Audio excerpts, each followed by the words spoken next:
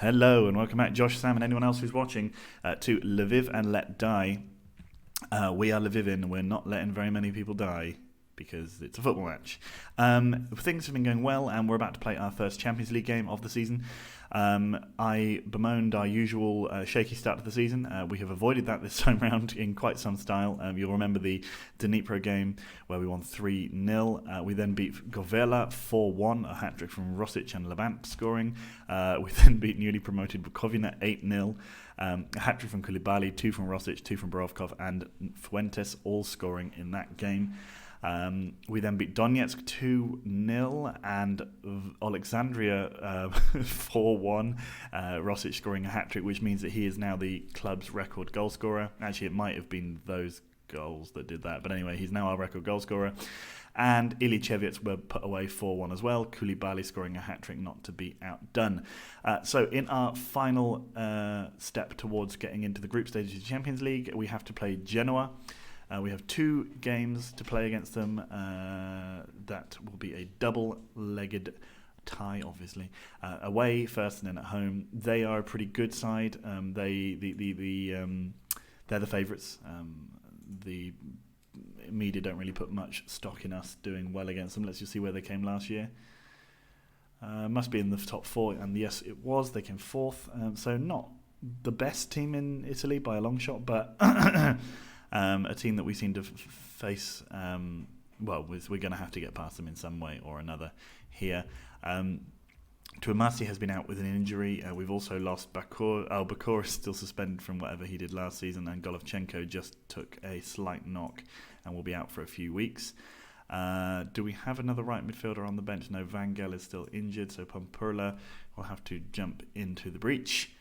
Dear friends, once more, Blazek will get a spot on the bench as well then, and I think we don't even have any more strikers to put on the bench. So we're going to have to play with a slightly empty bench. We've got rid of a couple of other players. St. Bernal went out on loan. We sold another youth team player who I had bought for 50k and sold for 500. That sort of general Moneyball tactics style thing. So nothing too exciting. I haven't sold anyone of interest, and I haven't bought anyone. I have put a bid in for the Greek midfielder that we had last season on loan from Charlton. They offered him to us for £1 million, and I thought, well, why not? So I put in a bid for him, although a couple of Premier League teams have also put in bids for him, so it seems, and by the Premier League I mean proper Premier League, not Ukrainian Premier League. So I am doubtful that he will actually sign for us because he didn't want very much money, and so I didn't offer him very much money, but then the Premier League teams will almost certainly offer him more. So we'll see. Maybe he'll have loved his time at the club so much that he'll be desperate to come back to Lviv.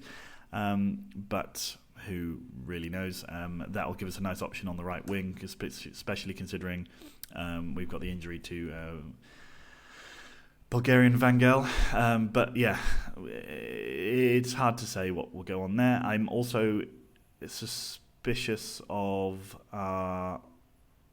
wing options on the left, so I'm considering getting in another left winger as well, but only if one comes in who can be better than what we've currently got, because it strikes me that a lot of the players that we've been signing have all been youth players, and whilst that helps us set us up for the future, Rosic, but Lathrop saves. Lathrop, England's number 1 for a long time, I'm pretty sure. We do need to occasionally sign first teamers. I mentioned in the last video last season that we didn't really need to do that so much anymore. But left and right wing are positions that it's hard to find good players in, even at youth level. So there's not that many coming through the youth team. If it was a centre back or a striker who we needed, we could easily replace. But yeah. So I'll have a little bit of a look around in between videos. I'm recording this whilst I'm working, so it won't happen. It'll probably, because I don't like to do too many recordings and I'm going to have to record straight away afterwards for the second leg. I will probably spend some time in the middle doing some deep scouting for positions that we need. We also nearly signed a young... Oh, we did sign... I did sign... Oh, we finished nicely there from Koulibaly, but it was going to be disallowed for offside, and I think that's pretty much fair.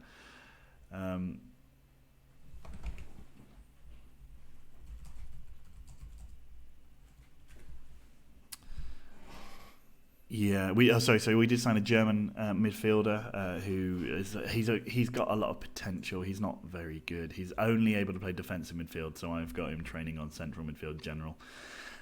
We've got a penalty. Okay, big call from the referee there. That sort of thing usually doesn't go the attacking team's way in Football Manager 2012. Gogua is going to take that penalty, and he has put it away. We've got an away goal. That is crucial. We are 1-0 up. They play would you say that's 5-3-2 or 3-5-2? They say 5-3-2. So this is good. We actually might get to the group stages. I was a little sceptical, mainly because obviously Champions League is much harder than generally, right? But all of the other teams in the Champions League playoffs are good. The worst one I would say is probably Śląsk Wrocław, which tells you something considering they knocked us out of the Europa League last season. So was that last season or the season before? Season before, because we got knocked out by City last year. So yeah, I mean it really is quite a tough set of games here, but this is showing that at least we shouldn't be too fearful of everybody. There's every chance that we'll get drawn as the third seed, although possibly not, considering we're not in. I mean, that's a poor header. Considering we're not, Ukraine's standing in the European standings has gone down anyway, and we've got no pedigree. Things are going well. Yeah, we're doing nicely there. Passionate. Oh dear. Well, they can have that. You can have a little bit of praise, lads. I'll allow it. I've also loaded a few more leagues in an attempt to expand our pool of potential players who we can sign, because, for example, Croatian players are a good source of youngsters and what have you, but because the league wasn't... No, cleared. Nicely done. It's a goal kick even. Because their league wasn't loaded, only about 2 teams in the division actually had any players. And considering that country has quite a high ranked potential, I think it's called, basically the development potential of that country is quite high. You get a lot of good players coming through there. I thought it would make sense to increase the potential pool of players coming through. Similarly, I did the same thing with Turkey, and I think the Czech Republic as well. So I've added a few more leagues in there, and I think Romania, because they're close by, and a lot of their clubs seem to end up picking up 1 or 2 players. We scored again. Big Georgian Mick puts the ball in the back of the net. Lovely stuff. Who headed the ball back across to him? Was it Koulibaly? I think it was. It might have been the other centre-back, but I think it was Koulibaly. It was the other centre-back. Gonzalez heads across to Big Georgian Mick. It's happened before, it's happening again now. And we are 2-0 up against Genoa. This is looking like a bit of a comfortable procession rather than the challenge that we thought it might be. Koulibaly. Anyway, so the point is I've picked up a number of leagues just to add them in. I've not got them subscribed, so that shouldn't affect the amount of notifications I receive, and therefore should keep the processing time down. But they're there, and they'll give us a little extra in terms of players to pick from. I think I also loaded the French leagues with the eye to potentially maybe taking over a team in France in the future as well. These are always things that I'm interested in. I also was looking through the Reddit on Football Manager stories or games Reddit, can't remember which one it was. By the way, they scored, but you noticed that, I've noticed that, but I'm not interested about it, not talking about it. It's strange that Koulibaly went for it when Rosic could have touched it, but whatever. Lathrop puts the ball up. Anyway, yeah, and I saw that people often talk about I can't remember what it's called, the Pentagon Challenge, which is where you win a championship in each region or something like that. And I was considering that maybe I might do that in a much later version of this save, we'll see, because I mean it would mean trying to do the American system, which I can never work out, and I would quite like to manage in South America. I've never done that before, maybe an Argentinian or a Brazilian team. So I've never ever done it. I have no experience of how to do it. I know Sam did a save with Atletico Mineiro in Brazil, which sounded like quite good fun, but who knows. Anyway, let's make some changes. Tuamasi's going to come on for Labant because he's looking a bit tired. We've also got Pampurla over on the side there who's looking tired as well, but we can't really do much for him because we haven't got anyone to put on. I think I would probably... Wow. Maybe we can put Mwanga there. give it a bit more defensive on the right as well. Soginu, Rodolphe Soginu, getting a warning. Gogua now puts the ball to Nikolov. Nikolov to Pamprilla. Fuentes puts the ball through to Rosic, who finishes nicely, but it was offside. I suspect the goalkeeper could have saved that had he been paying much attention at all. That is a free kick. Here goes our triple subs. 65 minutes. Even if we concede again and we end up drawing, or even if we lost this at this point, it's a good result. Gogua puts the ball back in the middle, but they managed to clear. Gogua has it again. Juric now. Edge of the box. Fuentes. Handanovic, but Lathrop saves. I'm pretty sure, like I said, he's England's number one, or has been for a number of years. I think weirdly, Genoa bought him off like Man City, and then he's just been there forever and played absolutely excellently for about 15 years. I'll double check when we come off. Koulibaly, email. Teti, Big Georgian Mick wins the ball. Fuentes to Artico. Tuamasi gets there, nicely done. So Juric now, come on boys. Buonocore.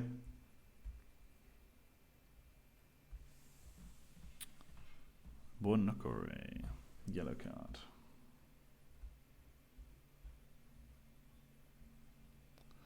Juric now to Gogua.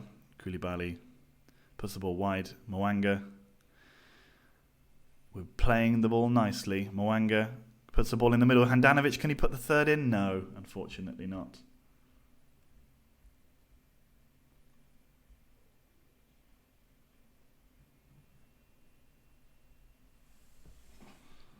And we deserve our win. 2-1 away in Italy is a special, special result. We seem to do very well up until we get into the group. Well, until we get out of the group stages on the other end, and then Europe becomes a bit of a challenge for us. But I mean, we're not one of Europe's best teams, so that does sort of make sense. 2-1 win away, very nice.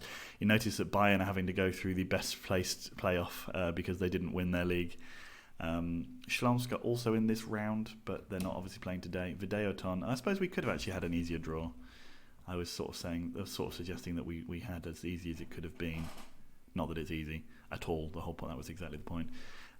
Superb performance, made my halftime talk easier. No, I had confidence we'd see the game out, and we did. It's easy to say that afterwards. Anyway, now we're going to play Arsenal Kiev, a team that we do occasionally drop points to. Careless draws here and there. Usually, we very rarely lose to them. I think do you know what? I have a feeling I said this last time we played them, and then we went on to beat them like 4-1. But nevertheless, I feel like chicken tonight. No, I feel like this should be an easy win, considering the quality of our team. But there we go. Bakor should be. I don't want him to shoot from long range. Ronnie Vera, composure. Yeah, go for it. Actually, Ronnie Vera. He's a centre back, isn't he? No, he's an attacking midfielder. Why does he need composure? He should be on. Crossing's okay. Flair? Nah. Tackling, maybe? His finishing isn't good. I guess that's why they want me to increase his... I would say you want his passing to be good.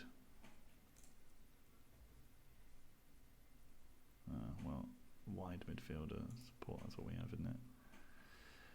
I mean, maybe let's change... I don't want his composure. Let's continue with his... He's going to be our right winger, right? So let's skip his... Is he quick? Let's go quick, yes. Right. He's pretty good. Paredes is a goalkeeper of ours who I brought in this year for £800,000 off of Libertad. They want to improve his, what was it, handling?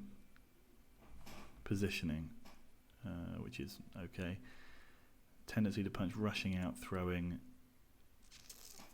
He's pretty good. I mean, maybe actually trying to speed. Oh, well, too late.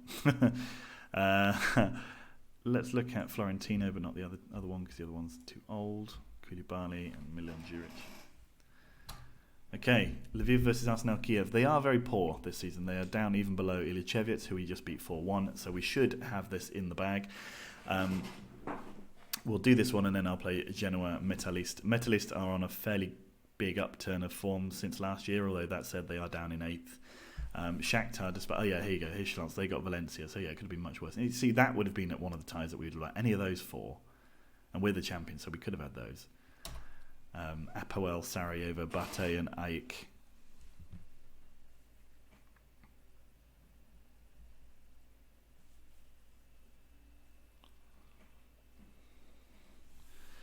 Lens losing 2-1 to Valencia. Not a good result for them. That's a shame. Right then, let's get on to the Kiev game. Hopefully the constant information about signings will not go on too much.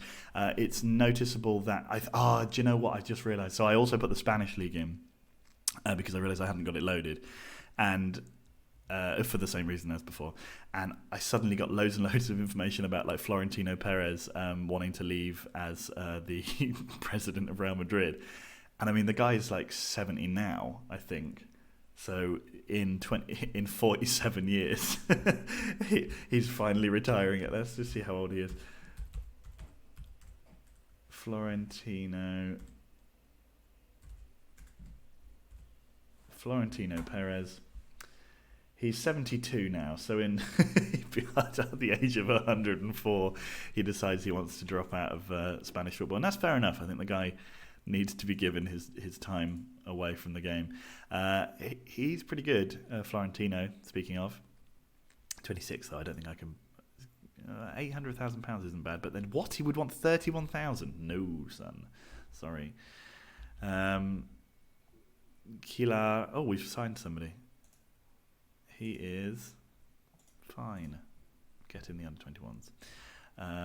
What could you be best trained at? Tackling is good. Heading's fine. Positioning off the ball.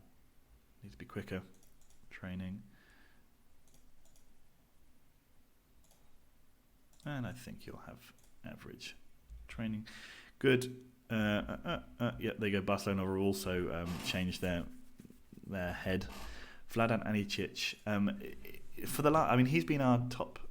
Let's say that one again. I think I said that to him last year. Yeah, he's an absolute moron. I'm pretty sure he's been our first choice goalkeeper for at least one season. Yeah.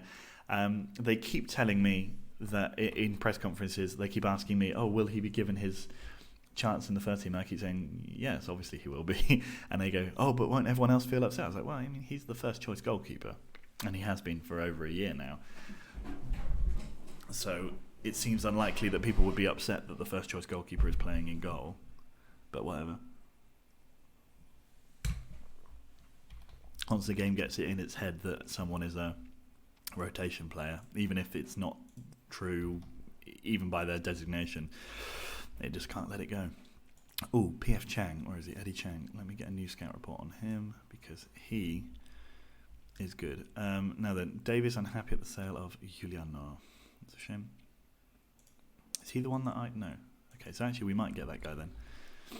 The Greek fella. Okay, everybody knows that we want to keep working hard. They're happy and enjoying their football. I don't think one of us can destroy this team. Touch and go up until kickoff time. I'm confident as long as we stick to our game plan. Attack. Rosic. See, I know how to do all these already. Alexis will have to remain patient. Actually, that's the wrong one. I should have said the top one. Kiev are tough opponents. The game against Genoa. Players won't be... Yeah. Fans have been brilliant. Outstanding. Oh my God. They're going to be right up there. Hopefully that's a good chance for them to knock some points off each other. A cheeky little draw wouldn't be bad for us. Wouldn't be bad for us at all.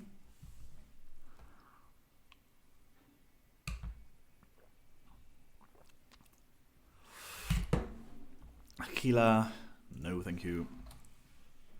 All I should be saying in those press conferences, we expect to sell him for more money than we bought him. And that's all I care about.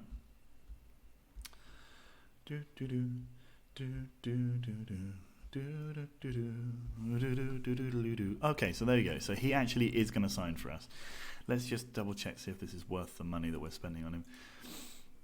1.3 million. He's quick-ish. He's good at crossing. He played well for us last year, but he didn't get to play that many games. 1.3 million. It's unlikely we're going to make much more money off him unless he becomes a sensational player. Let's just say reports, and we know that the game considers him to be our best one. Compare with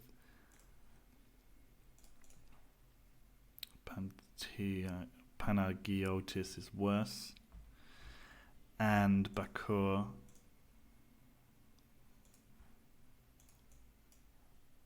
So he's actually worse than both of our current right midfielders, and who are both younger than him. So no, then we will cancel that. Thank you, son. I'll save that 1.3 million and spend it on someone good. Nice that he at least tried to join, because it's nice when someone does accept. Right then, what was I going to say? Someone's just texted me. I'm going to look at the picture that someone sent. It's a humorous meme about onions. Come on, the game. Oh, Mike Watts.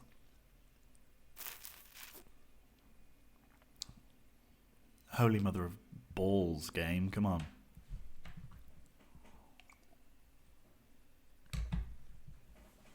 Drinking some coffee, early morning coffee. Swindon drawing 1-1 with Swansea there. Not a great result for them, I assume. Okay, Libertad's Chang. Eddie Chang. Now, he's really good. He is really good. Currently on loan from Libertad. Let's try and get in a bid for him. Let's just put in a cheeky old 1.5 mil. I'll pay 1.5 mil for him. He's good. Valiente. Nah. Okay. They want him. So this is another player. Ivano Daloco. He's really good. 1.2 mil. They've put in a bid of 1.9. Let's see if we can undercut that. If they accept it, then I'll just sign him just for funsies.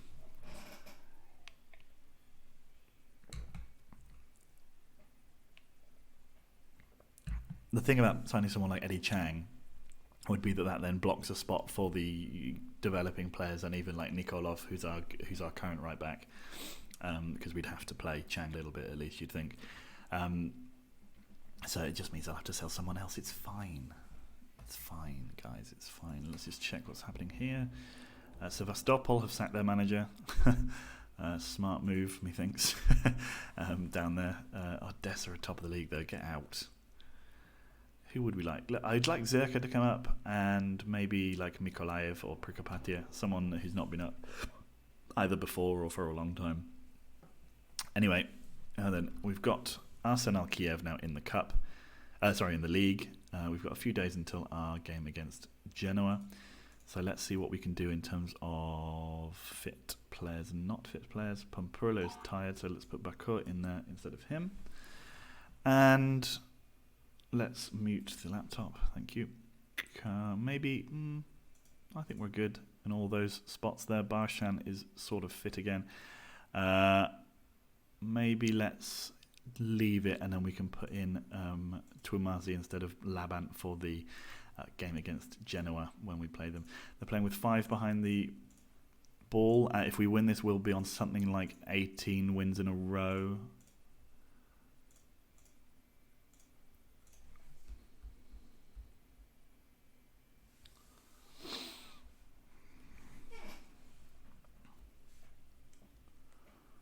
Gogoa to Juric.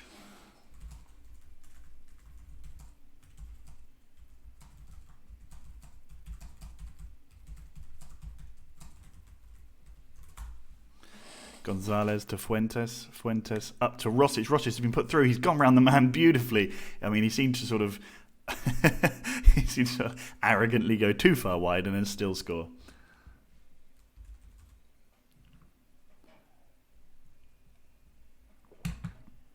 Rosic turns and puts the ball, lovely stuff, into the bottom corner. Or, well, I mean, into the empty net, really. And we are 1-0 up already. That's delightfully tasty. Lamant puts the ball in the middle. Big Georgian Mick. Somehow didn't actually get a corner out of that. I thought that must have taken a deflection. Poor effort from him, really. But then he's a centre-back. Nikolov up to Bakur. Bakur to Gogoa. Fuentes to Juric. Koulibaly out to... Yes, Rosic. Oh, come on, my man. He's a bit of an enigma. He's absolutely sensational, and yet doesn't score relatively simple goals like that. Bakur, ball in, but Ostrenko catches it at the back post. Easy done. 35 minutes gone. We're looking pretty comfortable here. He says as Kiev run at us. Minin, his cross is blocked. Georgian Mick. Manga. Oh, Gogua. Minin, is he going to have a... Oh, God, again, it's another corner. Come on, boys, let's have something a little bit more interesting happening. And by that, I don't mean having Arsenal score. Thank you, Big George and Mick manages to get above the man and head clear.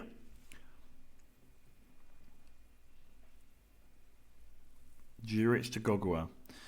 Gogua puts the ball into Fuentes, who shoots, and we have 2 goals. That's only really been 2 or 3 chances we seem to have had, at least according to the highlights, although, yeah, actually it is borne out by the stats. 2 shots on target, 2 goals. That's the kind of efficiency that I like to see at last coming from Lviv.